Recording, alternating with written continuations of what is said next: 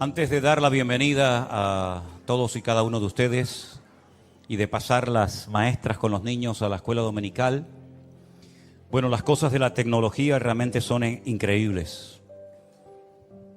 Me dijeron que el domingo pasado la retransmisión que hicimos en directo por lo visto salió bien. A nosotros allí donde estábamos, las indicaciones es que estaba llegando bien, tanto la imagen como el sonido, pero bueno, ya lo que pasaba aquí no controlamos. Pero gracias al Señor parece que llegó bien la retransmisión. Estábamos a casi 10.000 kilómetros de distancia, en San Francisco, en California, en el otro lado de los Estados Unidos. Un viaje de 13 horas de avión cada otro. Y la verdad es que fue un tiempo extraordinario. Estuvimos llevando cultos especiales el día viernes, la famosa isla de Alcatraz. El día viernes, el sábado estuvimos prácticamente todo el día en la iglesia y luego el domingo también a la mañana, y fue, ya digo, un tiempo extraordinario. Tuvimos la oportunidad de ver cómo va marchando esta congregación y estamos muy agradecidos al Señor porque se están haciendo las cosas muy bien. Por supuesto había comida, no solamente las mujeres tienen comida cuando hacen alguna celebración, nosotros también comimos algo. Bueno, yo prácticamente nada, pero los que estaban allí comieron bastante. Y tuvimos, ahí lo pueden ver, nuestro primer aniversario. ¿Quién nos iba a decir a nosotros hace unos años atrás que íbamos a poder viajar por el mundo entero, verdad? Visitando hermanos, y en esta ocasión una de nuestras congregaciones en los Estados Unidos. Y la verdad que fue un tiempo maravilloso. El viernes solamente fue para los miembros de la iglesia allí presencial, para los miembros también de la iglesia virtual. Ya el sábado, todo el que quería venir podía venir. Vinieron hermanos de otras congregaciones. Tuvimos culto a la mañana, comimos, luego también a la tarde, a la noche tuvimos otro. Tuvimos también un tiempo muy bonito, muy extenso de preguntas y respuestas. Y luego el domingo a la mañana, digo a la mañana porque hay 8 horas de diferencia. Y créame que tanto la ida como la vuelta cuesta mucho a uno adaptarse otra vez al horario, ¿no? Cuando uno va para allá, cuando allí están despiertos, uno tiene sueño, y cuando uno viene para acá y la gente duerme, yo estoy toda la noche dando vueltas por la casa y poco a poco adaptándonos, ¿no? Pero tuvimos unas reuniones muy hermosas. Tuvimos también la oportunidad de llevar almas nuevas a los pies de Cristo, que eso es una de las cosas más bonitas y más importantes que puede suceder, por supuesto, en una reunión. Conocí a una hermana que había sido durante 27 años miembro muy activo de la Iglesia de los Mormones, allí en Estados Unidos. De hecho, me comentaba que sus hijas se casaron en el famoso templo de los mormones en el estado de Utah, en Estados Unidos. Y ella tuvo un encuentro con Cristo tremendo. Y todas sus hijas las logró llevar también a los pies de Cristo. Y ella vive a 8 horas de ese lugar donde estábamos celebrando el culto. Nosotros todavía en San Francisco no tenemos un local, digamos, propio o digamos como este que podemos alquilarlo, sino que ese es el salón de un instituto, de un colegio. Solamente los hermanos se pueden congregar ahí los días domingo. Durante toda la semana están los chicos estudiando en la escuela y ellos ven el culto, como lo vieron ustedes el domingo pasado, por esa pantalla grande que ustedes vieron ahí. Y esta hermana viajó 8 horas en coche, con 5 mujeres más que la acompañaron, y una de ellas aceptó al Señor cuando hicimos un llamado. Después tuvieron que volver otras 8 horas a su respectivo hogar, porque viven cerca de la ciudad de San Diego. Ellas hicieron noche el día sábado allí. Pero me impactó muchísimo ver cómo el Señor ha llevado su palabra a rincones donde jamás en la vida habíamos pensado que llegaría la palabra. Ver a personas que hicieron 8 horas en coche de ida y 8 horas de vuelta para ir a un par de cultos y darle las gracias públicamente al Señor por lo que estos años han representado para ellas, es realmente espectacular. Pero aún más me sorprendió saber que esta hermana, que fue durante 27 años miembro de la Iglesia de los Mormones, ahora mismo en su casa está llevando un grupo de estudio bíblico con mujeres. Y estas son las cosas que hace el Espíritu de Dios. Amén, hermanos. Estas son las cosas que hace el Señor. Ese es el grupo de la iglesia. Esos son los miembros de la iglesia de San Francisco. No están ahí las visitas, no están ahí hermanos que vinieron de otras congregaciones. Solamente aparecen ahí los hermanos que forman parte de esa iglesia. Aparte de ese precioso grupo de hermanos, hay 6 hogares donde se hacen reuniones. Todas las semanas hay 6 hogares diferentes donde se dan estudios bíblicos con la finalidad de alcanzar almas nuevas. Y el objetivo es cada vez que haya más hogares, que sean como hogares evangelísticos, donde se predique la palabra y después puedan venir a los respectivos cultos. Vieron por ahí una bandera venezolana en una mesa, y es que el domingo a la mañana hubo comida de todas las naciones representadas, porque ahí hay hermanos de Colombia, de Venezuela, hermanos de México, hermanos de muchos países, y cada uno hizo su comida típica y cada uno iba por la mesa pues cogiendo el plato que más le gustaba, ¿no? El que más quisiera comer. Así es que doy gracias al Señor por esta obra que el Señor ha levantado ahí en ese lugar. Y estamos muy agradecidos porque al día siguiente, el día lunes y martes, nos llevaron a este parque espectacular que yo, mientras grabábamos algunos devocionales y sacábamos algunos vídeos y fotografías, yo le decía a Luis, que fue el que me acompañó en esta ocasión, ahí estábamos grabando un devocional, es imposible en estas fotografías poder transmitir la grandeza de ese parque. Allí se ve la mano de Dios por todas partes. Ahí están los árboles más grandes del mundo, las famosas secoyas, unos árboles gigantescos.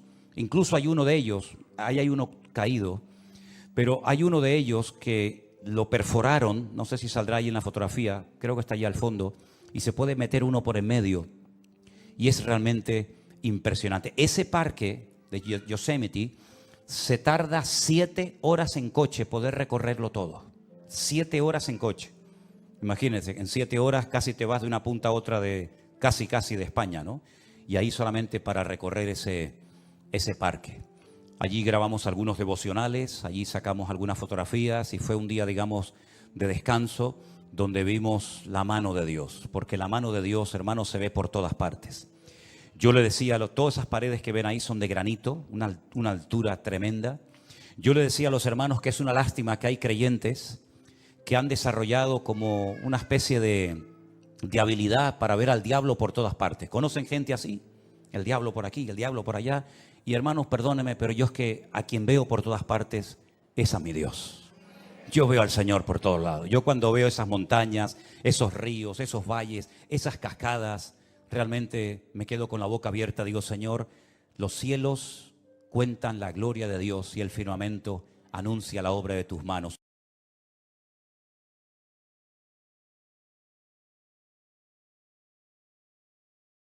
El que todavía estamos usando porque no ha terminado, la fotografía que aparece en la portada está pequeñita porque todavía no se ha producido el deshielo.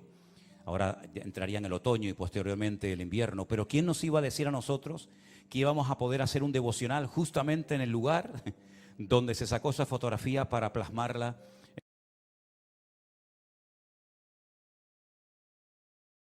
Al Señor, y estamos muy contentos por esa congregación hermosa que el Señor ha dado y ha sustentado hasta el día de hoy. A Él toda la gloria y la honra. Fuerte ese aplauso a nuestro Dios. Aleluya. Gracias, mi Señor Jesús. Amén. Qué bueno es nuestro Dios. Aleluya. Pueden pasar los niños a la clase de la escuela dominical. Y me pasaron una nota diciéndome que tenemos una visita de unos hermanos que vienen de muy lejos y vienen específicamente para estar con nosotros en el culto de hoy.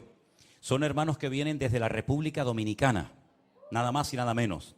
Nuestra hermana Ivana Durán, nuestra Juana Durán, nuestra hermana Rosa Julia y nuestro hermano José Pérez. ¿Dónde están? ¿Se pueden poner de pie los tres?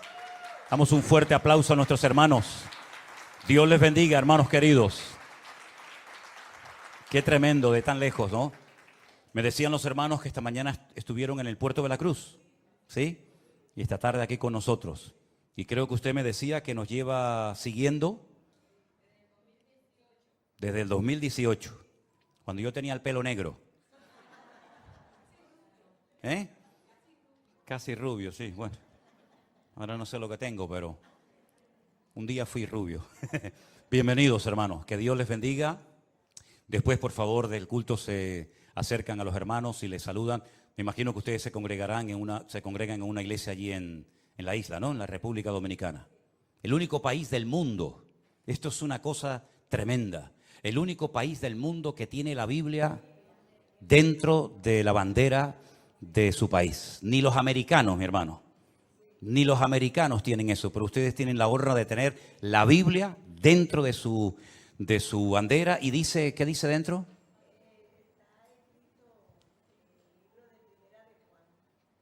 En Primera de Juan hay un texto ahí, que es tremendo. Que no es lo mismo Juan que Primera de Juan. ¿No? No es lo mismo. Mire si no es lo mismo, hermana. Mire si no es lo mismo que un día un pastor le mandó una felicitación a una parejita recién casada y le mandó el texto Primera de Juan 5:8. Pero el que estaba escribiendo se equivocó y puso Juan 5:8. Y hay una gran diferencia porque Juan 5:8 dice 5 maridos has tenido y el que ahora tiene no es el tuyo. Y Primera de Juan 5:8 dice el perfecto amor echa fuera el temor. Fíjate lo que hace un numerito. Claro, cuando el muchacho recibió aquí, dice, ¿tú has tenido 5 maridos? ¿Qué cosa es esto? Por eso hay que tener mucho cuidado con los versículos que se digan bien, ¿verdad? Como me dijo una vez uno, dice, yo leo la Biblia. Porque le digo, pero tú te tienes que leer la Biblia para conocer la voluntad de Dios, para tener una fe madura. Dice, yo leo la Biblia, pastor. Digo, sí, ¿dónde lee usted la Biblia?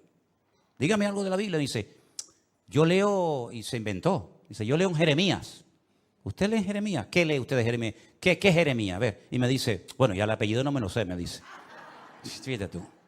Tremendo. ¿Ya pasaron los niños a las clases? ¿Sí? Ok, muy bien. ¿Hay alguien más que esté de visita por primera vez en esta tarde entre nosotros? ¿O ya todos han estado con anterioridad en la iglesia? Todos han estado aquí. Muy bien. Vamos a orar un momentito y darle gracias al Señor. Este es el momento que los hermanos en diferentes lugares ya se están conectando, ¿verdad?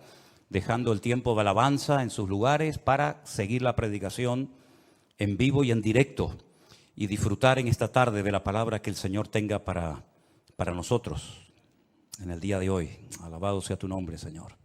Te damos muchísimas gracias, Padre Santo, por este privilegio tan maravilloso que nos das de estudiar tu palabra, abrir este santo libro inspirado por tu Espíritu Santo, Señor, a través del cual tú siempre nos hablas, siempre nos ministras, siempre nos fortaleces el ánimo y la fe. Y pedimos que en esta tarde, Señor, siga siendo así, Señor. Que lo que hablemos, que lo que tú hayas puesto en nuestro corazón sea de bendición para todos los que van a escuchar este mensaje. En el bendito nombre de nuestro Señor Jesucristo pedimos todo. Amén y amén. Yo estaba leyendo anoche a altas horas de la madrugada, porque no tenía sueño, en el libro de los Hechos, uno de los relatos donde se cuenta la conversión del apóstol Pablo, más conocido como Saulo de Tarso. Este hombre causó mucho daño a la iglesia, porque él creía que su deber era perseguir a los cristianos e impedir el avance y el crecimiento de estos grupos, de este mensaje diferente que esta gente estaba predicando. Él dice cuando se convirtió que él consideraba que este era su deber, que Dios lo había, por así decirlo, como elegido para que él impidiera que los cristianos se expandieran y para que esta secta, como se le llamaba en aquel tiempo, fuera conocida en todas partes del mundo. Dice que envuelto en este proyecto de obstaculizar, de impedir el avance y el crecimiento de este grupo, de este movimiento nuevo, él se acerca a las autoridades religiosas de su época y les pide autorización para poder viajar a otras naciones y traer a Jerusalén a personas que formaban parte de este grupo y forzarlos a renegar de su fe en Cristo. Y entonces dice que él recibe unas cartas que le autorizan a ir, por ejemplo, a Siria, concretamente a Damasco, su capital, para traer creyentes a Jerusalén y allí forzarlos y probablemente hasta torturarlos. Y vete tú también saber si hasta matarlos, para que volvieran otra vez al cumplimiento de la ley de Moisés y a todas esas cosas que sabemos. Y el capítulo 9 nos cuenta parte de su testimonio y dice la palabra de Dios que mientras él iba camino hacia Damasco, él cayó a tierra. Algo le pasó. La presencia del Señor fue tan poderosa que él cayó desplomado al suelo. Y entonces queda automáticamente ciego. Y oye una voz que le hablaba en hebreo. Y la voz le decía, Saulo, Saulo, ¿por qué me persigues? Dura cosa te es dar coces contra el aguijón. Él no entiende lo que está pasando. Él no sabe ni siquiera quién le está hablando. Y es entonces cuando él se atreve a preguntar, ¿quién eres?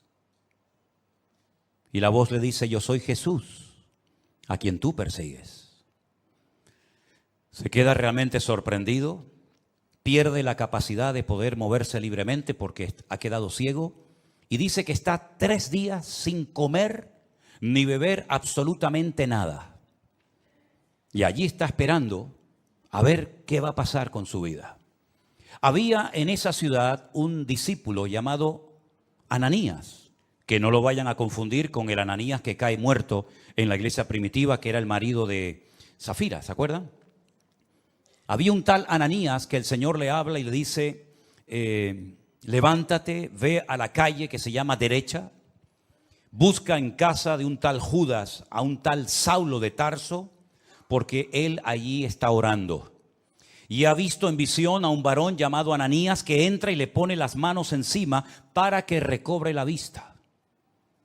Ahora, lo que va a responder Ananías, en cierto sentido, a mí me recuerda un poco la actitud de Moisés cuando el Señor lo llama a través de aquella zarza que ardía y no se consumía en el desierto, ¿se acuerdan? Cuando el Señor le habla y le dice que ha llegado el momento de volver a Egipto, de sacar al pueblo de la esclavitud, etcétera, etcétera, y él ha sido escogido por el Señor para cumplir con esta función. Y él pone todo tipo de excusas y bueno, Señor, no me van a creer, yo soy un hombre que no tengo facilidad de palabra, etcétera, etcétera. Y el Señor, pues después de una serie de pruebas, lo logra convencer y finalmente él va. Bueno, pues fíjense cómo responde a esa orden Ananías al Señor y le dice, Señor, he oído de muchos acerca de este hombre, cuántos males ha hecho a tus santos en Jerusalén. Y aún aquí tiene autoridad de los principales sacerdotes para prender a todos los que invocan tu nombre.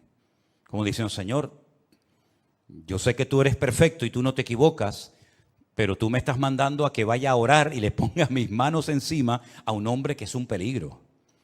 Un hombre que tiene poder incluso en esta ciudad para llevarnos presos y matarnos si quiere en Jerusalén. Por lo tanto, no sé, no lo dijo, pero probablemente le pasó por la mente. Decir, si hay otro por ahí que tú pudieras mandar, yo te lo agradecería, ¿no? Pero el Señor le dice, ve, porque instrumento escogido me es este, para llevar mi nombre en presencia de los gentiles, de los reyes y de los hijos de Israel. Porque yo le mostraré cuánto le es necesario padecer por mi nombre. Yo no sé si esto se lo dijo Ananías a Pablo, pero lo que está bien claro que si leemos el resto del capítulo 9 y toda la historia que nos cuenta la Biblia sobre Pablo, su vida no fue nada fácil. Porque prácticamente desde los primeros días de su conversión ya querían matarlo. Dice en el versículo 17, entonces Ananías entró en la casa, poniendo sobre él las manos, le dijo, hermano Saulo. Fíjate qué bonito, ¿no? Ya no es ese perseguidor, ya no es ese hombre peligroso, sino ahora es mi hermano Saulo. El Señor Jesús que se te apareció en el camino por donde venías, me ha enviado para que recibas la vista y seas lleno del Espíritu Santo. Al momento le cayeron de los ojos como escamas y recibió al instante la vista y levantándose fue bautizado. Y habiendo tomado alimento, recobró fuerzas y estuvo Saulo por algunos días con los discípulos que estaban en Damasco. A los pocos días, ya de recuperarse y de encontrarse bien y recobrar la vista, ya inmediatamente se puso a predicar el Evangelio de Jesucristo. Y ya desde aquellos primeros momentos, ya los judíos habían decidido quitarle la vida. La Biblia dice que los discípulos lo tuvieron que descolgar por el muro una noche porque querían matarlo. Ahora bien, En el versículo 26 dice la siguiente historia referente a Pablo.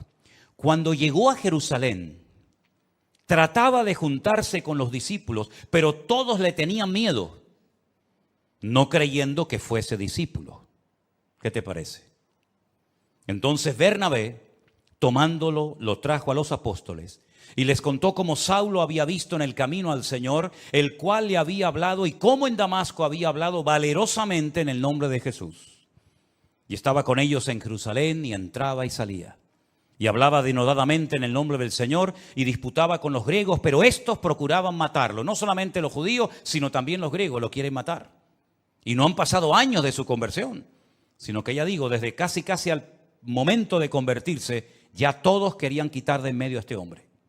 Cuando supieron esto, los hermanos le llevaron hasta Cesarea la Marítima, que está en la costa, donde años más tarde, ¿se acuerdan? Un tal Cornelio llamaría a Pedro para que le predicara la palabra, y entonces de ahí lo enviaron a su ciudad, a Tarso. Y ahora viene algo muy interesante.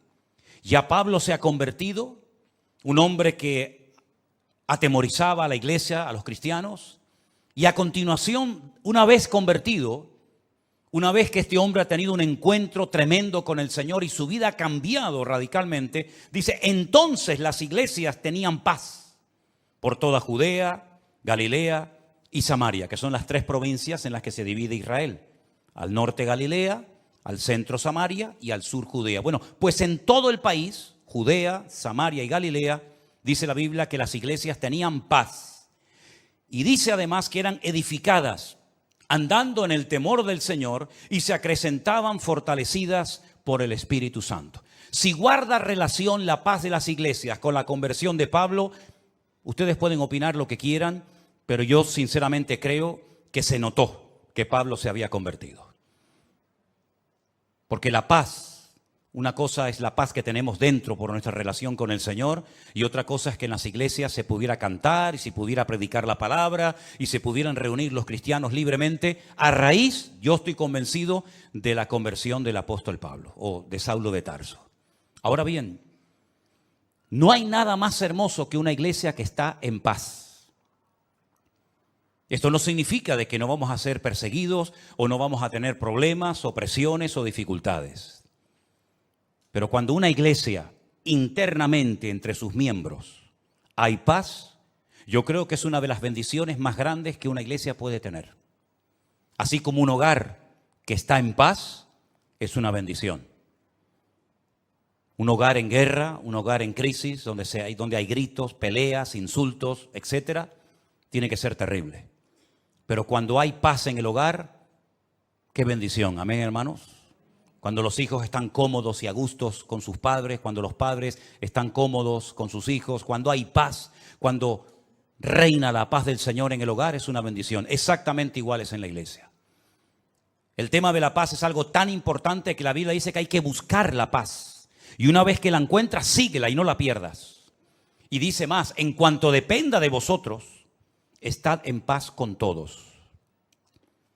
Porque al fin y al cabo nosotros tenemos que ser pacificadores, dice la Biblia, ¿sí o no? Una de las bienaventuranzas del Sermón del Monte dice, bienaventurados los pacificadores, porque ellos serán llamados hijos de Dios. Si usted es una hija de Dios, usted no puede estar en guerra con ninguna hermana de la iglesia. Porque entonces usted no está siendo coherente con lo que usted dice que es. Si usted es cristiano, si usted es un hijo de Dios, usted tiene que estar en paz, no solamente consigo mismo, no solamente con el Señor, sino en paz con todos los hermanos. Y no evitar el cruzarte con ese hermano o hermana, no tener que ir por un pasillo para evitar que él venga por el otro, daros la paz, saludarse, hablarse, mirarse a los ojos y no tener que decir, bueno, voy a llegar un poquito más tarde para no encontrarme con fulanito de tal en la puerta. Y voy a salir un poquito más antes, ¿verdad? Un poquito antes, para no tener que despedirme de este y de aquel. Si usted está viviendo así, usted está en desorden, hermano. Porque esa no es la voluntad de Dios. Digo, hermano, incluyendo al género femenino. Todavía nosotros creemos en eso. Yo sé que por allá afuera, ¿verdad? Pero aquí cuando decimos, hermanos, vivamos en paz, me refiero a todos, absolutamente, hombres y mujeres. Y tenemos que hacer todo lo posible para mantener la paz, el vínculo de la paz. La paz no la producimos nosotros, la paz es parte del fruto del Espíritu Santo que mora en nosotros. La paz la produce el Señor, pero la guardamos y la conservamos nosotros. Nosotros no podemos producir piñas, no podemos producir melocotones, pero sí podemos conservarlos en latas, incluso a veces durante meses o tal vez durante años. Exactamente es igual. Usted tiene que estar en paz consigo mismo, usted tiene que estar en paz con el Señor y usted tiene que estar en paz con todos los hermanos de su congregación y de todas partes. ¿Cuántos dicen amén? Y si usted opina lo contrario o está viviendo de una forma contraria, usted y yo con la autoridad que Dios me ha dado, le digo, usted está totalmente en desorden y fuera de la voluntad de Dios. Usted no puede, bajo ningún concepto, tener algo contra un hermano, venir a la iglesia, cantar, escuchar la palabra, levantar sus manos, etcétera, etcétera, cuando usted sabe perfectamente que hay algo que usted tiene que arreglar hace mucho tiempo con ese hermano, con aquella hermana, con esta familia o con la otra familia, y usted ha ido dilatando y extendiendo el tiempo, haciéndose el sueco, como decimos por estas partes del mundo, y no dándole importancia. Sí tiene mucha importancia. Hasta el punto que el Señor Jesucristo dijo, si cuando vas a ofrecer tu ofrenda al altar, ¿te acuerdas de que hay algo que tiene que ser arreglado? Deja tu ofrenda en el altar. Ve, reconcíliate primero y luego ven y presenta tu ofrenda. Pero lo primero es tu relación horizontal con los hermanos. Y después vienes, yo no me voy a ir ni me voy a cansar de esperarte, pero si tú no amas a tu hermano al cual ves, no digas que amas a Dios al cual no ves, porque la Biblia llama a tales personas mentirosas. ¿Cuántos dicen amén? Tenemos que ser pacificadores, tenemos que buscar la paz y mantenerla, tenemos que hacer todo lo posible por vivir en paz. Y si alguien no quiere perdonarte, si alguien no quiere arreglar el tema, bueno, pero por lo menos que usted cuando ponga su cabeza en la almohada duerma con su conciencia tranquila y sepa que usted ha hecho todo lo posible por arreglar el asunto, por arreglar el problema, y si no ha sido posible, por lo menos que usted diga, yo hice mi parte y ahora le dejo el tema en las manos del Señor. Pero no le quite importancia a este tema, porque no hay nada más hermoso y nada más poderoso que una iglesia en paz. Repito, no solamente con el Señor, sino también entre los hermanos. ¿Cuántos dicen amén? Cuando nosotros tenemos conocimiento de Dios y de su palabra, ese conocimiento nos compromete. El conocimiento no es para presumir. Mire cuánto sé. Le voy a decir cuántos versículos de la Biblia sé o cuántos capítulos conozco. No, el conocimiento no es para eso. El conocimiento nos capacita para poner en práctica lo que hemos leído, lo que sabemos, y para poder vivir una vida cristiana práctica y no desde el balcón de la teoría, sino vivir como el Señor quiere que vivamos. Y por eso, como las iglesias tenían paz, dice que por eso las iglesias eran edificadas. ¿Cómo se edifica una iglesia? Bueno, lo primero que tiene que tener claro una iglesia, que lo que le va a dar sustento y fundamento a una congregación, a un ministerio y a una vida, es la roca que es la palabra de Dios. ¿Cuántos dicen amén? Todos conocemos la historia de aquellos dos que querían construir una casa. ¿Se acuerdan? Uno sobre la arena, deprisa, rápido, no tenía tiempo para esperar. El otro que cavó, ahondó, llegó a la roca, edificó su casa. Cuando vinieron los problemas, las turbulencias, los vientos, los huracanes, la lluvia, etcétera, una cayó y fue grande su ruina. La otra permaneció. ¿Por qué? Porque tenía fundamento. Una iglesia para permanecer en el tiempo. Un creyente para mantenerse firme contra los achaques del enemigo, las pruebas, las tribulaciones, las presiones, las críticas, todo lo que usted quiera mencionar. La única forma es que tú tengas una base, no unos deseos, no unos anhelos, no. Un fundamento lo suficientemente sólido, porque la iglesia tiene que tener personalidad y criterio propio. Yo lo dije hace poco, la iglesia, el cristianismo está siendo atacado, nos están buscando las cosquillas por todas partes. Si no es por los niños en la escuela, es por la universidad, si no es por las leyes del gobierno, nos están tratando de provocar y pinchar y burlarse y reírse, hasta de una forma legal, ¿verdad? Pero sin embargo, una iglesia que crece es una iglesia que sabe lo que tiene que creer, lo que tiene que practicar y lo que tiene que rechazar contundentemente, aunque no sea popular su postura.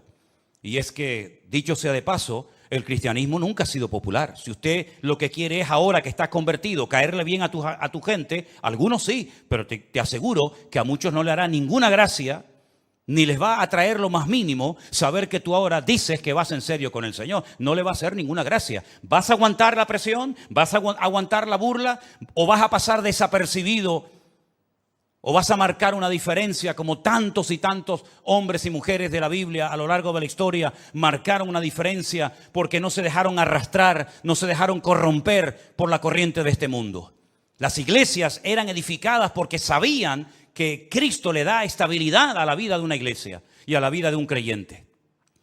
Nosotros tenemos que ser muy valientes hoy en día, y perdonen que les diga, para encontrar a muchos cristianos valientes. Y valiente no es venir a la iglesia, eso no tiene ningún acto de valentía, por lo menos en Europa.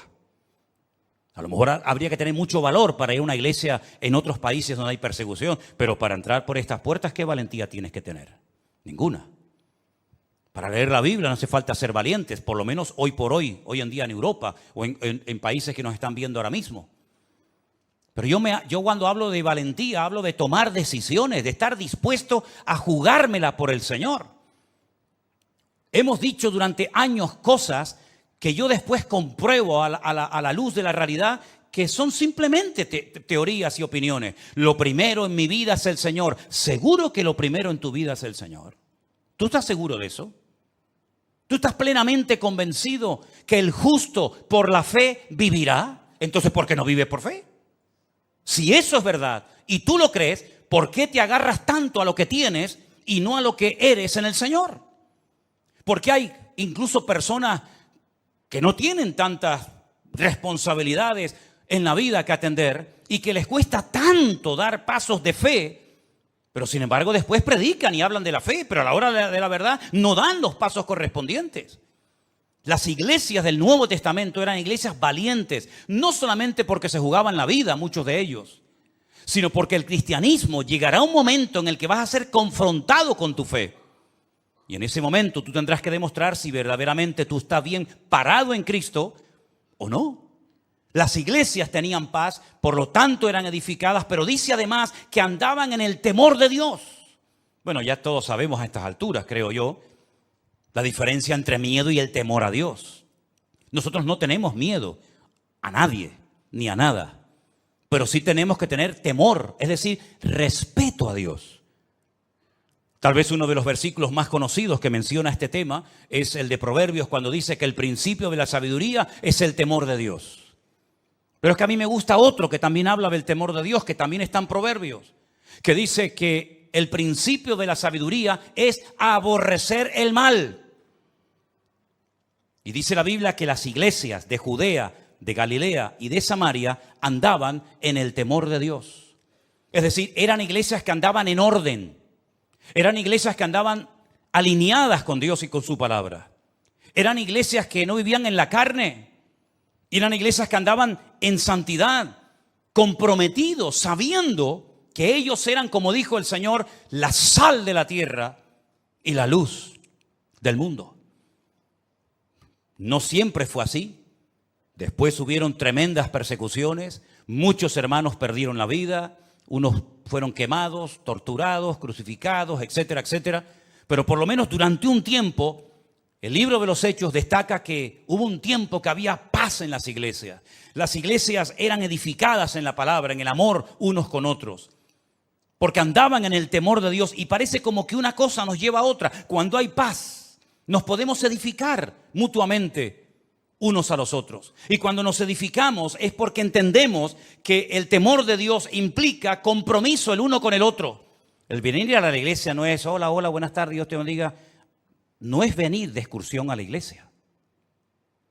Yo noto que hay algunos que vienen de excursión a la iglesia. Y noto que hay algunos que vienen obligados a la iglesia. Y eso funciona un tiempo. Pero llegará un momento que no te va a funcionar ese sistema. Llegará un momento que el niño o la niña te dirán, no voy a la iglesia. Y ya no sirve. Te quito el teléfono, no sales con tus amigas, no te va a funcionar ese sistema. Porque perdiste la guerra hace muchos años y la quieres ganar ahora. Y yo dije hace unas cuantas semanas atrás que hay batallas que las tienes que ganar hace años. Tuviste que haberlas ganado hace años. Como David aprendió a ganar muchas batallas en su vida privada para después, cuando llegó el momento de su vida pública, derrotar a aquella mole de hombre llamado el gigante Goliat. Pero no era la primera vez que se enfrentaba a un obstáculo tremendo. Ya él después contó lo que hacía en su vida privada, que por cierto nadie lo sabía, pero él y Dios sí lo sabían. Por lo tanto, hay batallas que si tú has ido perdiendo en tu intimidad, después no vengas aquí dándote las de valiente de que ahora todo se va a solucionar porque has perdido la guerra hace muchos años. Por eso cada día, dice Pablo, empezamos de cero. Y corro para ver si logro asir aquello para lo cual un día el Señor me agarró a mí. Porque todavía queda mucho camino por recorrer y mucho terreno por conquistar para el Señor. A veces decimos, he escuchado a hombres que dicen, la Biblia dice que la mujer tiene que someterse al hombre. Ya perdiste la guerra. Si vas así, ya perdiste la guerra, no hoy, hace años la perdiste. La Biblia dice, los hijos tienen que honrar a sus padres. Y si subes el volumen para darle como más fuerza a tu argumento, hace años que perdiste la guerra. Ya ni usando el versículo te funciona. Porque no es por presión, es por convicción. ¿Tú te has asegurado de que tus hijos han nacido de nuevo? Porque si no han nacido de nuevo, ¿cómo lo vas a obligar a venir a un sitio donde Cristo y su palabra es la prioridad? Si tú has perdido la guerra en tu familia y en tu vida privada, en tu vida pública, tarde o temprano, saldrá a la luz tus derrotas personales. Por eso, queridos hermanos, si no somos capaces de andar en el temor de Dios, ¿qué es el temor a Dios? Pongamos ejemplos prácticos. El temor a Dios es tener respeto a las cosas de Dios. El saber que aunque nadie me está mirando, aunque nadie me está observando, eso que estoy haciendo en ese momento, eso que estoy mirando en ese momento, no es la voluntad de Dios. Y no necesito a alguien que me fiscalice, no necesito a alguien que me haga sombra o me ponga encima su mirada para decir, ay, perdón. Porque yo sé que los ojos del Señor me están observando 24 horas al día. Y el temor de Dios funciona debería de funcionar cuando estoy acompañado y cuando estoy solo. Y ese era uno de los secretos del crecimiento numérico y cualitativo de la iglesia en aquellos tiempos. Que andaban en el temor de Dios, sabían que hay cosas que no le agradan al Señor. Y déjenme que les diga algo. En aquellos tiempos, por lo menos en este momento, no todo el mundo tenía como tú y como yo una Biblia en la mano. Porque eso de tener una Biblia en la mano completa, desde lo que Dios le decía a Moisés, lo que Dios le revelaba a David en aquellos hermosos salmos, lo que el Señor le reveló a Juan en la isla de Patmos en cuanto al futuro, lo que Pablo daba como instrucciones a las iglesias de Corinto, de Éfeso, de Colosa, de Filipo, etcétera. Toda esa instrucción, toda esa enseñanza, toda esa sabiduría, toda esa colección inmensa de palabras revelada e inspirada por Dios, eso es un privilegio que durante siglos y siglos millones de hermanos nuestros no tuvieron. Es muy fácil cuando tú oras al Señor decir, bueno, creo que esta porción de Corintios o de Romanos o de Filipenses o este salmo o esta palabra de Isaías o de Jeremías o este ejemplo de Daniel o de José me pueden venir bien. Sí, claro, pero porque tú tienes toda la Biblia. Pero te repito, durante siglos y siglos hubieron millones de hermanos nuestros que nunca tuvieron el privilegio de tener una Biblia en sus manos. Y eso es algo que tenemos que valorar. Hay cosas que tenemos que valorar en nuestra vida para que nuestra vida realmente sea una vida fructífera y bendecida por el Señor. Y una de ellas es tener toda la palabra de Dios en mi mano, a la cual puedo recurrir y estudiar y escudriñar en cualquier momento. ¿Cuántos dicen amén? Otra cosa muy importante que tenemos que valorar es la iglesia que tenemos. ¿Saben cuántos hermanos les gustaría tener un lugar donde poder congregarse y no lo tienen? Bien porque a lo mejor no hay una iglesia cerca de su casa, bien porque las que hay son un desastre y enseñan cosas que no son bíblicas, por el motivo que sea. Pero ¿sabes el privilegio de poder tener un lugar donde tú puedes encontrarte con otros hermanos cuantas veces tú quieras? ¿Saben el privilegio que tienen, por ejemplo, nuestros hermanos allí en San Francisco, con lo que estuve la semana pasada, de tener una iglesia? Amen su congregación, amen las personas que están trabajando allí, dando su tiempo y su vida. Hay algunos que tienen la sensación de que siempre lo que no tenemos es lo mejor y no lo que tenemos. Siempre la mejor iglesia es la que no tengo. El mejor pastor es el que no tengo. Los mejores líderes son los que no tengo. ¿Cuándo llegará el día en que muchos cristianos inmaduros y carnales se den cuenta que lo mejor no es lo que me falta, lo mejor es lo que ya tengo, que me dio el Señor hace mucho tiempo. ¿Cuántos dicen amén? Dele gracias a Dios por sus hermanos. Dele gracias a Dios por la Biblia, dele gracias a Dios por sus obreros, por sus pastores, dele gracias al Señor por su iglesia. No esté siempre con un ojo por arriba y con un ojo por otro lado. Valore lo que tiene. Porque yo he llegado a la conclusión de que hay algunas personas que dicen que se fueron de algunas iglesias, pero después viendo cómo andan hoy en día, pues a lo mejor empiezo a dudar de que no salieron de su iglesia porque a lo mejor en su iglesia se hacía todo mal, sino porque a lo mejor ellos eran los que estaban mal y no querían someterse ni obedecer la palabra de Dios. Qué maravilla ver este versículo, hermanos. Y al final la conclusión es que eran fortalecidas por el Espíritu Santo. Tenían paz, eran edificadas, andaban en el temor de Dios, se acrecentaban, es decir, crecían, se multiplicaban, fortalecidas por el Espíritu Santo. Este es el diseño bíblico perfecto para una iglesia local o en cualquier parte del mundo donde se encuentre. No hay nada más que esto, hermanos. Y cuando dice que eran fortalecidas en el Espíritu Santo, nosotros tenemos que saber a estas alturas que el Consolador o el Espíritu Santo fue enviado por el Señor a la vida del creyente, a la vida de las iglesias para fortalecerlas. Miren, algunas cosas que dijo el Señor en los días previos a su despedida, cuando observó a sus discípulos un tanto tristes, les dijo: no os dejaré huérfanos, tranquilos, no se pongan nerviosos, no estén así preocupados. Yo me voy, pero yo le rogaré al Padre para que os envíe al Consolador, al Espíritu Santo, el cual estará con vosotros para siempre. Jesús no estuvo siempre con sus discípulos, estuvo un tiempo, estuvo unos años y después volvió a la gloria, pero dice: no os dejaré huérfanos. Cuando el Espíritu Santo venga, que ya vino, Él tomará de lo mío y os lo hará saber. Él os recordará todo lo que yo os he enseñado. Él me glorificará a mí. Y Él os guiará a toda la verdad. ¿Cuántos dicen amén?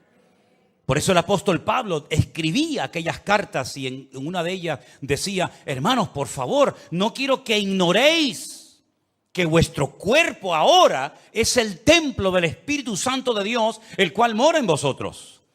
Mira, ni Moisés, ni Jeremías, ni Isaías, ni David, ni ningún personaje del Antiguo Testamento podía decir: en mi cuerpo mora 24 horas al día el Espíritu Santo de Dios. Ninguno de ellos lo pudo decir, porque no era el momento. Pero ahora, en estos tiempos, desde que nació la iglesia en el día de Pentecostés hasta el día de hoy, nosotros podemos asegurar con la Biblia en la mano de que nosotros somos portadores, templo del Espíritu Santo de Dios, el cual mora en nosotros. Ya no tenemos que ir a un templo en particular para ver y observar y experimentar la presencia del Señor, sino que Dios mora en mí, Dios vive dentro de mí. Y si el Espíritu de Dios mora en nosotros, Él dará testimonio a nuestro espíritu de que estamos o no en la verdad. Si el Espíritu de Dios mora en nosotros, comenzará a cambiar nuestra forma de pensar. Porque dice que los que son de la carne piensan en las cosas de la carne. Faltaría más. ¿En qué van a pensar? Pero dice: pero los que son del Espíritu piensan en las cosas del Espíritu. Te cambia la forma de hablar, te cambia la forma de pensar, te cambia la forma de vivir. Y por eso tenemos un capítulo entero que sería buenísimo que se lo aprendieran de memoria. No digo léanlo, no, eso ya era hace años. Eso ya era hace años. Pastor nos dijo que leyera, no, ahora te digo que te lo aprendas de memoria. Tenemos que ir avanzando, ¿no? Si no, siempre estamos igual, como los niños pequeñitos. Léanse el capítulo 8. ¿Cuántos leyeron el capítulo 8 de Romanos? Eso ya pasó a la historia. Ahora usted tiene toda una semana para aprenderse un capítulo entero de la Biblia. Y lo puede hacer perfectamente, ¿eh? Porque yo cuando veo a gente que está estudiando medicina y se tienen que aprender miles de términos y miles de medicamentos y lo hacen, ¿cómo no nos vamos a aprender nosotros? Además, cuando contamos con la ayuda del Espíritu Santo de Dios, ¿sí o no?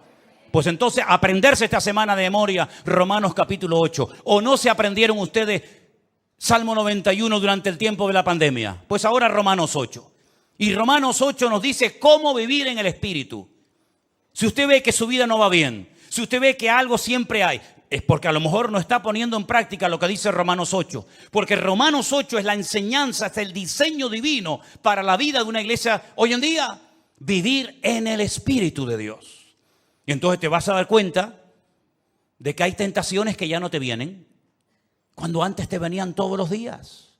Pero porque has ido matando el deseo de la carne, lo has ido matando de hambre.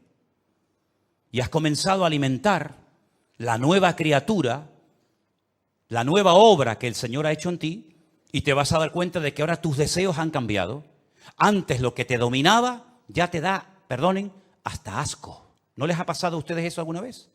Yo he conocido fumadores, yo nunca fui un fumador. Yo me habré fumado 2 cigarrillos en toda mi vida, o 3 o 4, yo qué sé.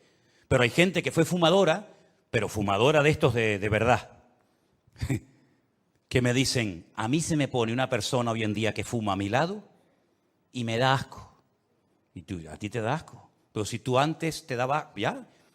Os digo, fumar, perdonen, parece como que siempre el pecado más grande es el de fumar. Bueno, digo criticar, o digo beber, o digo cualquier otro. Cuando tú verdaderamente estás empapado y enamorado del Señor y tienes tus ideas claras y estás alineado y centrado en el Señor y andas no por impulsos, por emociones, por sentimientos, sino andas fortalecido en el Espíritu y por el temor de Dios, te vas a dar cuenta de que tus gustos han cambiado. Hay músicas que no te van a gustar porque le ofenden y le molestan al Espíritu Santo que mora en ti. Pastor, es bueno que yo oiga esto o lo otro. Digo, usted es cristiana, ore al Señor y ya verás lo que el Espíritu Santo te dice a tu corazón. Es más, si estuviéramos más llenos del Señor, no haríamos tantas preguntas. Estoy convencido de ello. Porque el Espíritu que mora en nosotros nos pondría en nosotros el anhelo de Cristo para hablar, para pensar, para vestirnos o para lo que sea. Cuando usted se pone en el espejo, pregúntale al Señor, Señor, ¿cómo me ves? ¿Hay algo que no te gusta de mí? Y yo te aseguro que si tú eres sincero contigo mismo, el Señor te va a decir, quítate ese pendiente de la oreja, bobo. ¿Qué haces tú con eso? ¿Qué haces tú con eso? Ay, perdón, Señor. ¿Y para qué te estás pensando en poner un tatuaje? No, pero me voy a poner, esfuérzate y sé valiente. Déjate de tatuajes y vive esforzado y valiente. Porque te lo puedes poner en el brazo, pero después puedes ser un pelele y un machango. Así que déjate de tanto tatuaje y tanta bobería. Señor, ¿y yo puedo ir a la playa y quitármelo de arriba para ponerme morenita? Tú te vas a dar cuenta que cuando tú estás alineado con el Señor y fortalecido en el Espíritu y andando en el temor de Dios, hay muchas cosas que tú dices, oye, yo no sé lo que me pasa, pero ya no tengo deseo de hacer aquello, o de ver esto, o de tocar lo otro. ¿Por qué? Porque el Espíritu que mora en vosotros os anhela celosamente, dice la palabra de Dios. Y si no, miren ejemplos en la Biblia de personas que nunca jamás leyeron la Biblia y decían, eso no lo podemos hacer porque eso no es la voluntad de Dios. ¿Y dónde lo habían leído? No hace falta leerlo. Tenían tanta comunión, estaban tan alineados con el Señor que sabían lo que a Dios le agradaba y lo que a Dios le desagradaba. Así de claro. Pero claro, hijo, si tú vives en la carne, si tú estás todo el día pensando en la carne, si estás rodeado de carne y si también te mueves en un ambiente de carne y después dices, no, es que no se me abren las puertas, es que Dios no me ayuda, es que Dios no me bendice, pero tú te crees que con la vida de desorden que tú llevas, Dios tiene la obligación de edificarte, de fortalecerte y de bendecirte. Hay un precio que pagar, queridos hermanos. Esto no es apretar un botón y decir, bueno, yo toco el botón y ya de arriba abajo el Señor me llena, me bendice y me transforma. No es así. Primeramente piensa, ¿cómo me llevo yo con mis hermanos en la iglesia? ¿Hay paz unos con otros? Porque si no hay paz, esto no es para ti, ¿eh? Esto no es para ti. Tendrás que pasar hoy, aceptar al Señor, pedir perdón y arrepentirte. Pero si tú estás en paz, entonces, ¿qué vas a querer?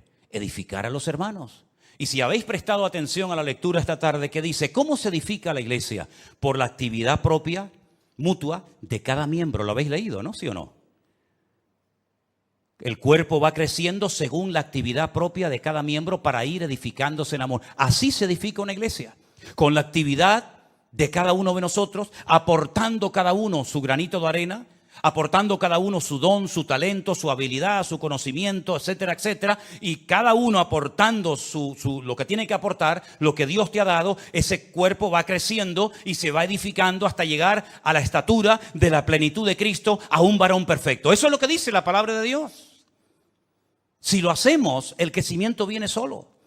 Esta gente no tenían que salir por las calles haciendo campañas evangelísticas. Es que yo no veo en la Biblia campañas evangelísticas, sino que dice que el Señor añadía cada día a la iglesia los que habían de ser salvos. No estoy diciendo que no haya que salir a predicar el evangelio, no estoy diciendo eso. Lo que estoy diciendo es que el Señor mandaba a la congregación y era la iglesia un imán que atraía a la gente, porque el estilo de vida de los creyentes era diferente, y lo que hoy en día la gente está buscando es gente que sea honesta, que sea sincera, que vivan lo que predican y no que digan una cosa y que luego hagan otra. Por eso, mis queridos hermanos, el Espíritu Santo se movía en aquellas congregaciones con una libertad tremenda. ¿Por qué? Porque donde hay santidad, donde hay orden, ahí se mueve el Espíritu de Dios. Cuando la iglesia no es esto, cuando la iglesia no funciona según este diseño bíblico, la iglesia se convierte en lo que tú quieras. En un club de amigos, en una ONG, en un lugar de altruismo, en un lugar donde se reparte tal vez comida, pero la iglesia perdió la función de ser el agente de Dios en este mundo. Y el Señor nos da la oportunidad y el privilegio de reunirnos pues 1 o 2 veces a la semana o cuando sea en este lugar o en cualquier otro. Pero durante la semana la luz se esparce. Ahora la luz está concentrada en un lugar. Todos estamos siendo alimentados, instruidos, ¿verdad?, edificados por la palabra, pero cuando termine esta reunión, y en sus respectivos países lo mismo, la luz se va a esparcir. Y durante toda la semana, cada uno de ustedes en el lugar donde viva, donde trabaja, donde estudies, vas a tener que marcar una diferencia y vas a ser una luz. Pero estás realmente fortalecido, edificado en el Señor para poder vivir una vida cristiana victoriosa. Porque si tu vida cristiana depende única y exclusivamente de un culto, yo no sé cómo aguantas, sinceramente. Yo no sé cómo puede aguantar un creyente viviendo única y exclusivamente de cultos. Eso es muy complicado. Tú tienes que tener tu propia comunión y tu propia relación con el Señor cada día. Porque aquí dentro, no digo que no se te presenten tentaciones, porque a veces hay algunos o algunas que vienen con otras intenciones, pero digamos que las tentaciones grandes no están dentro de la iglesia. Seamos sinceros. Las tentaciones, las presiones, etcétera, etcétera, está allá afuera. Cuando tú estés solo mañana y te llame aquel o aquella, ¿cómo vas a reaccionar, hermano? ¿Cómo vas a reaccionar? ¿Con la carita de santo y de bueno que tenías hoy? ¿O te volverá a salir el indio que llevamos todos dentro? Dios nos tiene que sacudir el alma para que nos demos cuenta de que somos el objetivo del enemigo y sobre todo nuestros hijos. Que Dios nos ayude a entender que cuanto más unidos, más arraigados a la palabra, más en santidad, en paz y en orden vivamos, más fortaleza espiritual todos vamos a tener para poder vivir una vida cristiana victoriosa. Saulo estuvo 15 años sin aparecer en la escena. A los 15 o 16 años vuelve a aparecer, ya el Señor le ha revelado el Evangelio, ya viene con otras, ¿verdad?, con otro estilo de vida. Pero lo que está bien claro es que todos y cada uno de nosotros somos responsables de nuestra vida cristiana. Usted no puede depender de cultos, no puede depender de pastores, usted tiene que depender única y exclusivamente de su relación con el Señor.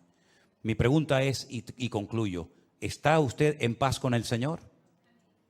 ¿Y con usted mismo? Porque hay gente que está enfadado con ellos, ¿sabían eso? Hay gente que no se soporta, no se aman. ¿Y cómo va usted a amar al prójimo si al prójimo hay que amarlo como a ti mismo? Hay gente que está enfadada con ellos mismos.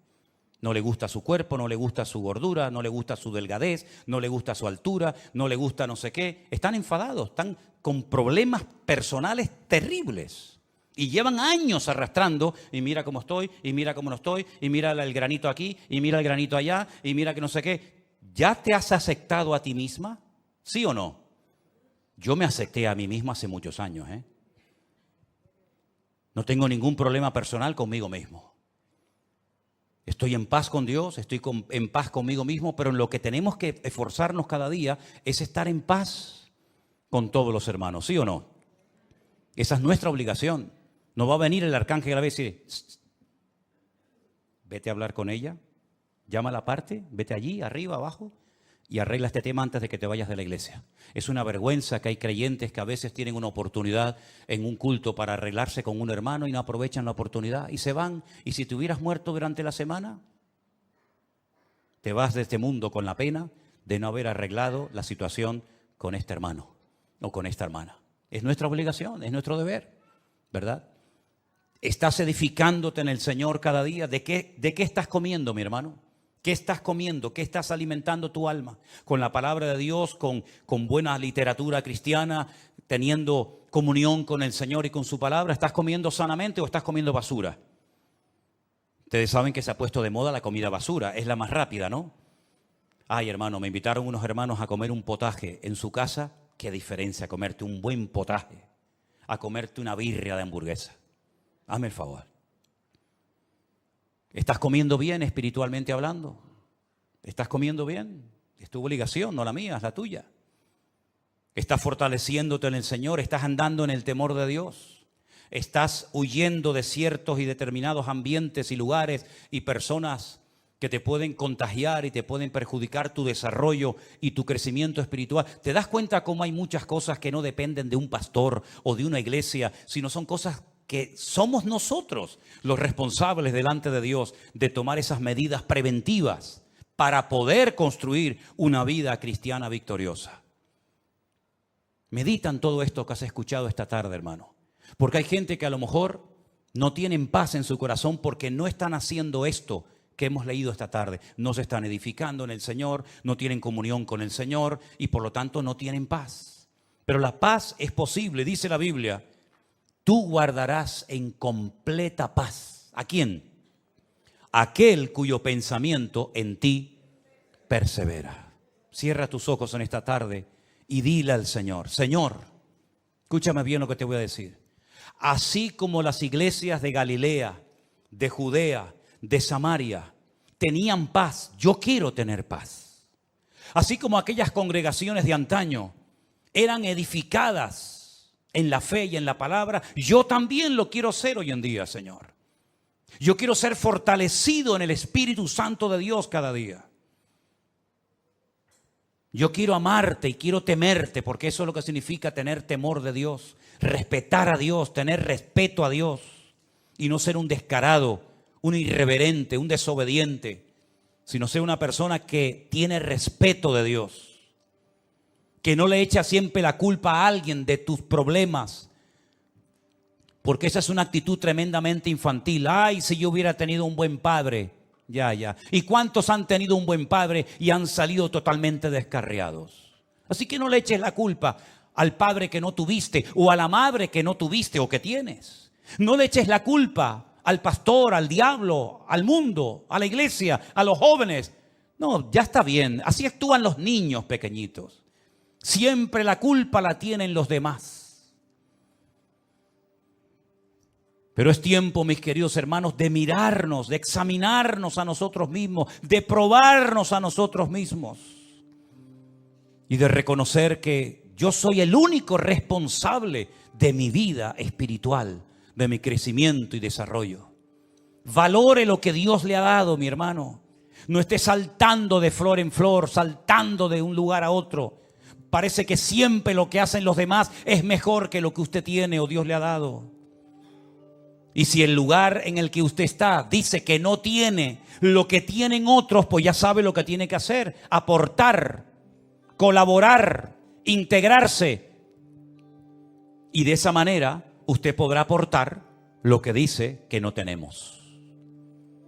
Madurez, valentía, crecimiento y desarrollo espiritual es lo que necesita urgente la iglesia del Señor hoy en día.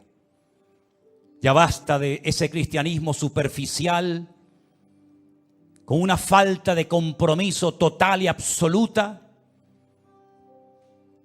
Hermanos, nosotros, dice la Biblia, estamos completos en Cristo Jesús. Usted está completo en Cristo Jesús. Solamente tienes que echar mano de lo que Dios te ha dado hace mucho tiempo. El mismo Espíritu de Dios que moraba en Cristo Jesús, nuestro Señor, es el mismo Espíritu que mora ahora en ti. Ni más ni menos.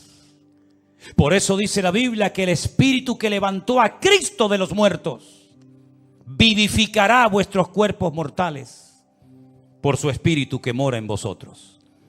Escuche bien esto, el mismo Espíritu que ungió a Jesús, el mismo Espíritu que guió al Maestro, el mismo Espíritu que Él dijo, el Espíritu de Dios está sobre mí y me ha ungido para dar vista a los ciegos, para dar libertad a los cautivos, para pregonar el año agradable del Señor. Ese mismo Espíritu ahora mora dentro de usted.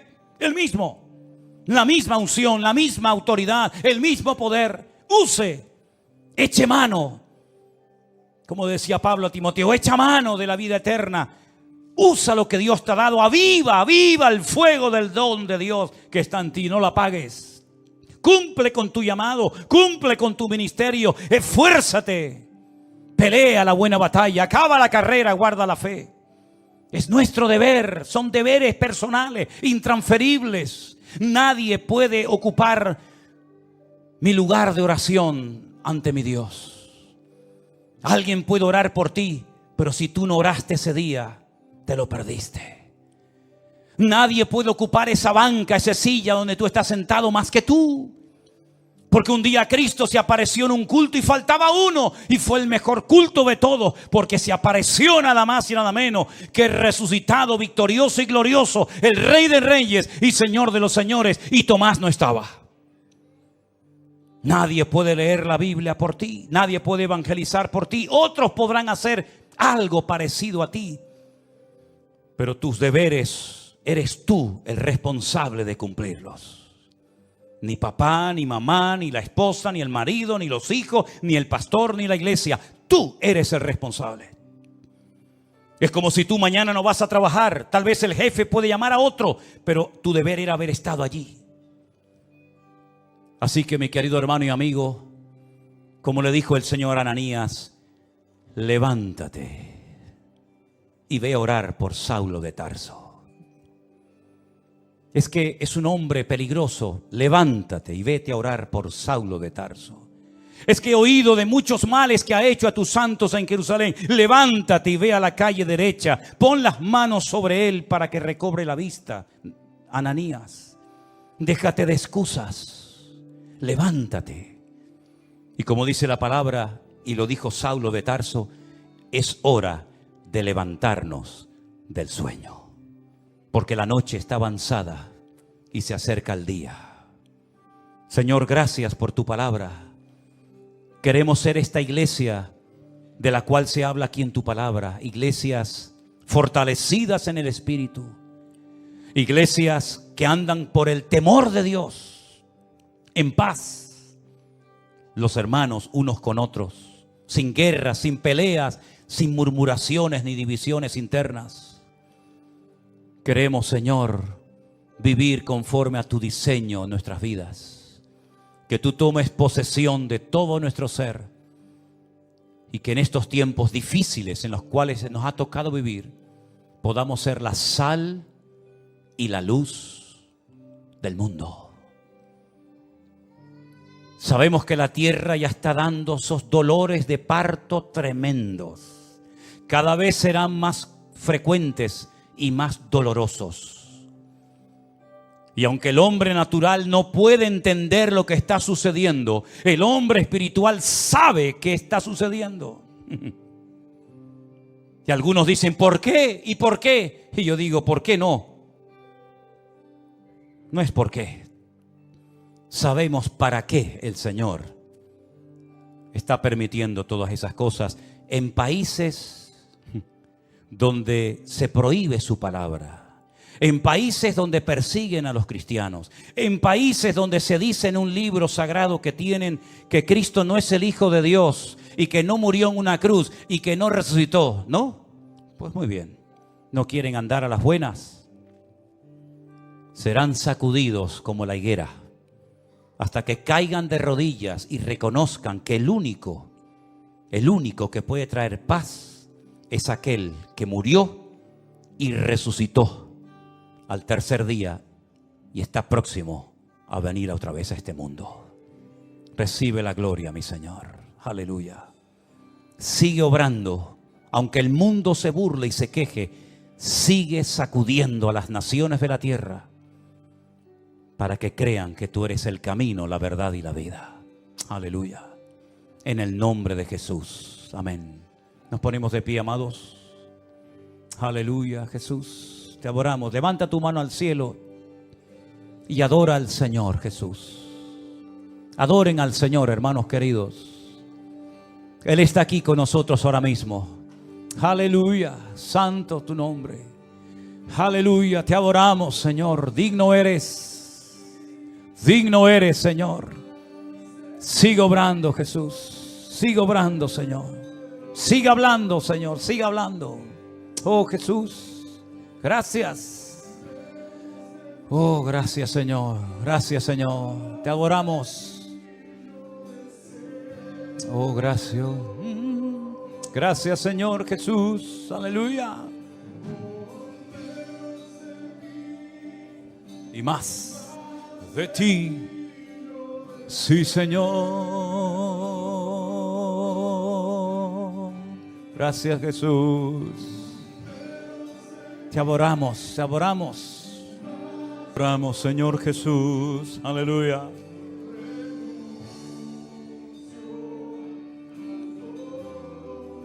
Gracias, Señor. Quisiera yo aprovechar también la oportunidad para recordarles a todos que el mes que viene todas las hermanas de la iglesia están invitadas a un mini retiro que van a llevar a cabo en el Puerto de la Cruz, ¿verdad? Tienen que anotarse. Tienen que anotarse. Ahí están los datos, la fecha. Guardando tu corazón. Yo espero que las hermanas de la congregación puedan asistir, ¿verdad? Y disfrutar de este tiempo especial que el Señor les va a permitir tener el día 13 y 14 de octubre, Dios mediante. Quiero también anunciar que el próximo congreso nuestro como iglesia se va a llevar a cabo en esta ocasión en la ciudad de Alicante. Durante 2 años lo hemos hecho en un hotel en un pueblecito de la provincia de Toledo llamado Los Llévenes. Como ya no cabemos en ese lugar y como ya no hay espacio para todos, el Señor nos ha provisto de un nuevo lugar en la ciudad de Alicante, un poquito a las afueras de la ciudad de Alicante. Ahí tienen los datos.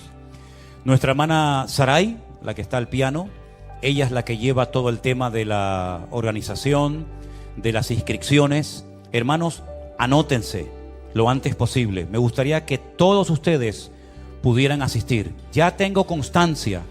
He estado en este evento en Estados Unidos y hay hermanos de San Francisco que van a venir. Imagínense, de tan lejos, de San Francisco van a venir allí. Hermanos de Chile, me contestaban hace unos días unos hermanos, matrimonio de mi hermano José Zaragoza y su esposa, van a venir una vez más al Congreso. Así es que las plazas están abiertas. Reserven su plaza. Se abran con Saray.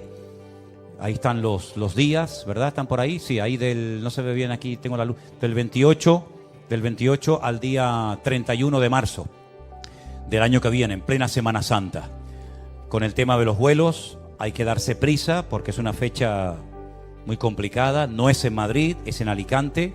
Y entonces hay que ir haciendo ya ciertas gestiones para estar en ese lugar. El lugar es precioso. El lugar es muy bonito, mucho más amplio.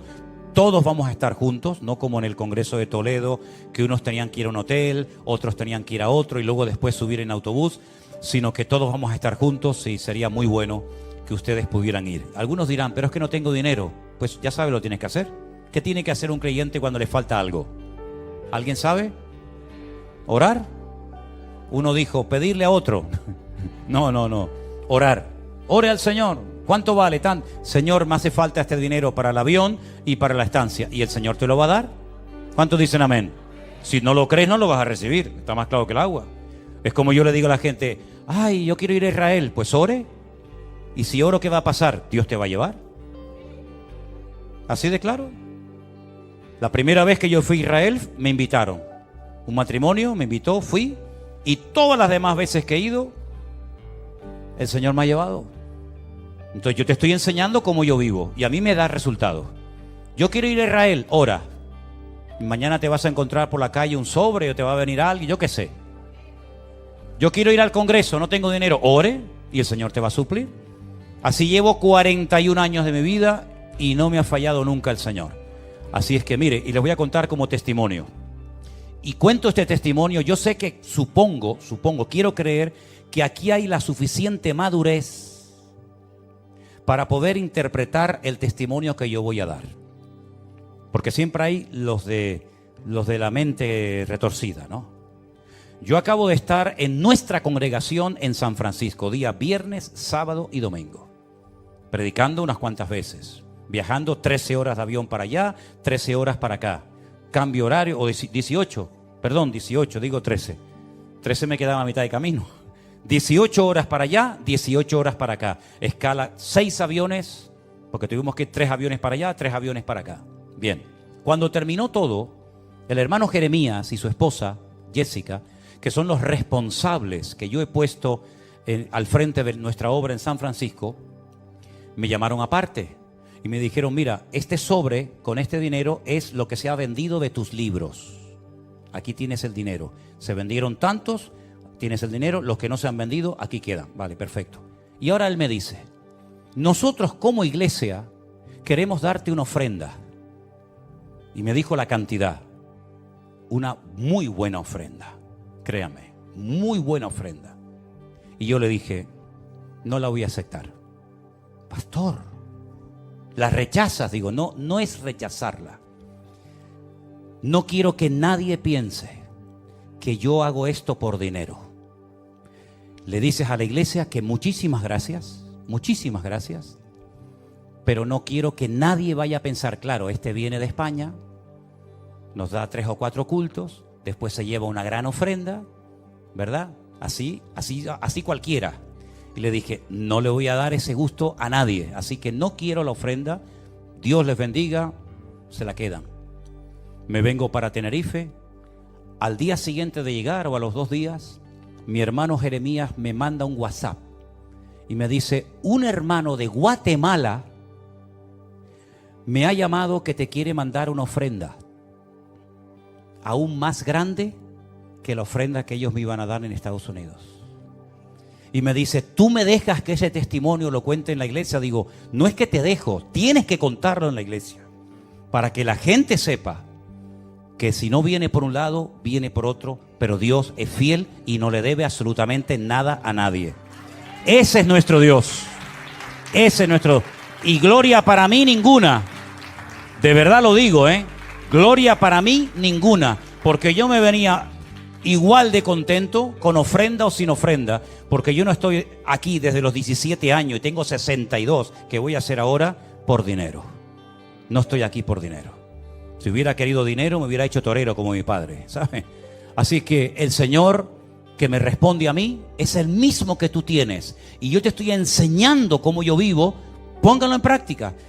Voy a orar hoy, a partir de hoy, para que el Señor me provea para el retiro en Alicante. Y tú vas a venir a mí y me vas a decir, oye, el Señor me ha respondido. ¿Cuántos lo creen? Espero pronto sus testimonios y los vamos a ver. ¿Dónde está Narcisa y el esposo? Allá atrás, que han venido. Acérquense aquí un momentito, déjenme verlos, porque no se ven nada. Son nuestros hermanos de la iglesia virtual del grupo número 3 de Italia. Dios les bendiga. Gloria a Dios. Gloria a Dios. Suba. ¡Upa! Gloria a Dios. ¿De qué parte de Italia vienen? Bérgamo. De Bérgamo. Ah, qué lindo. En serio. Qué frío pasaba en Bérgamo. Mucho frío. ¿Cuánto tiempo llevan con nosotros viendo los cultos? Porque ustedes no son de los que tienen una iglesia presencial como esta gente aquí. No. Virtual. 2020. 2020, sí. 19, sí. ¿Qué le diría usted a los hermanos que tienen esta iglesia aquí? Que son afortunadísimos. Y que vengan siempre, que no falten. ¿Ustedes son de Argentina? No, Ecuador. No, de Ecuador. Sí. Ecuador, pero de Ecuador. estamos En la Italia. 22. 22 años en Italia. Qué bendición tener hermanos en todas partes del mundo. Y todo esto, ¿saben quién lo ha hecho? El Señor nuestro Dios. Él es el único que se merece toda la gloria, toda la honra. Hermanos que vienen de la República Dominicana con una ilusión tremenda de poder conocernos personalmente. ¿Qué le parece esto personalmente, hermanos? ¿Qué le parece? Tremendo, ¿no? Pues usted puede decir, de oídas te había oído, pero ahora mis ojos te ven. Ese es nuestro Dios, ese es nuestro Dios. Y usted sabe, hermanos, ustedes de Italia, mis hermanos, usted sabe que a veces hay hermanos que se quedan de aquí de Tenerife, que viven cerca. Saben que hay hermanos que se quedan en la casa porque dice que a lo mejor hay un día de mucho frío y no vienen al culto. Y ustedes vienen de la República Dominicana y ustedes vienen de Italia. Y hay hermanos que a lo mejor viven a 4 cuadras de aquí, pero no vienen porque dice que le duele la cabeza.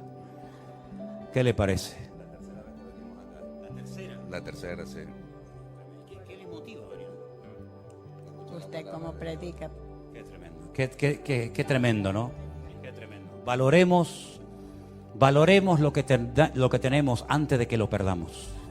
Porque a veces, ¿verdad? Lamentablemente dice, ay, ¿verdad? Sí, pero ¿y cuando lo tenías?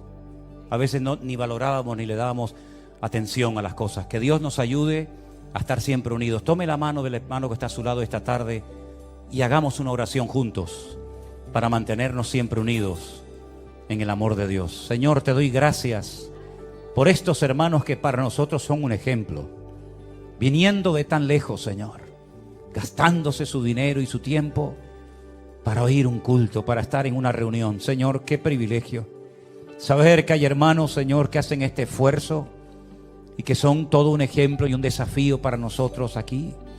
Bendícelos, Señor, que se vayan contentos, bendecidos, renovados a sus iglesias, a sus países. Que tu bendición los acompañe, que guardes su salida y su entrada desde ahora y para siempre, Señor. Y que siempre, a pesar de la distancia, nos mantengamos unidos en el Espíritu, sabiendo que somos uno en Cristo Jesús, Señor nuestro. Gracias por estos medios tan poderosos de las redes sociales. Síguelos usando, Señor, para poder alcanzar a millones y a millones de personas para ti. Y en todas las naciones de la tierra ver un despertamiento espiritual y ver cómo se levanta el reino de Dios y la palabra de Dios se extiende por todas las naciones de la tierra. Aviva tu obra, Señor, en medio de los tiempos y fortalece nuestras manos y ayúdanos para seguir adelante predicando tu palabra, Señor. Bendícenos en esta tarde con tu bendición. En el nombre de Jesús. Amén y amén. Fuertes aplausos a nuestro Dios. Aleluya.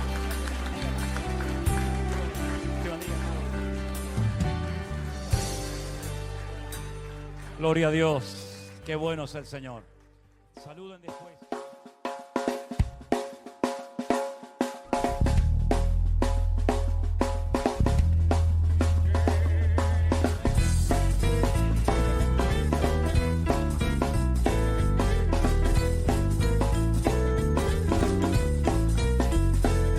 Tiene roto el corazón de tanto sufrir y llorar.